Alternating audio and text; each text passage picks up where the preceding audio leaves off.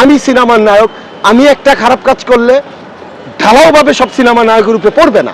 এই সিনেমার মানুষ এটা করতেই পারে, কিন্তু একজন আলেম যখন এই কাজ করে ফেলে ঢালাওভাবে সব আলেমদের উপরে এই জিনিসটা পড়ে। আরে একজন আলেম মানে সব আলেমদের উপরে পড়ে। সারা বাংলাদেশে ধরেন 4 লক্ষ মাদ্রাসা আছে সারা বাংলাদেশে, এর মধ্যে ধরেন একজন শয়তান, একজন এই কাজটা করছে, 4 লক্ষ মাদ্রাসার উপরে কিন্তু এই প্রভাবটা ফেলে। আমার একটা এতিমখানা আমি চালাইতাম, এখন আমি চালাই না, অন্য একজন চালায়। মাদ্রাসার সাথে আমার খুব কানেকশন আছে। অনেক মায়েরা বলে, অনেক বাবারা বলে যে না আমার মেয়েটাকে আমি মাদ্রাসায় দিব না, ওইখানে বলৎকার হয়। এই যে একজন শয়তান একটা কাজ করে কত মানুষকে দিনের পর থেকে সে আলাদা করে ফেলতেছে।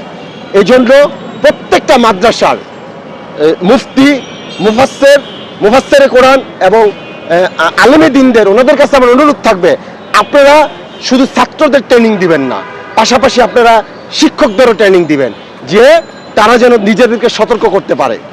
এটা আমার এই মাদ্রাসার প্রিন্সিপাল, সকল প্রিন্সিপালের কাছে আমার একটা বিশেষ অনুরোধ থাকবে যে আপনারা এরকম একটা ট্রেনিং সেন্টার আপনারা খুলেন। কারণ শয়তান কখন কার মাথায় চেপে যায় সেখান থেকে যেন এই একজন আলেম খারাপ হইলে কিন্তু সারা পৃথিবীর আলেমের উপরে প্রভাবটা ফেলে।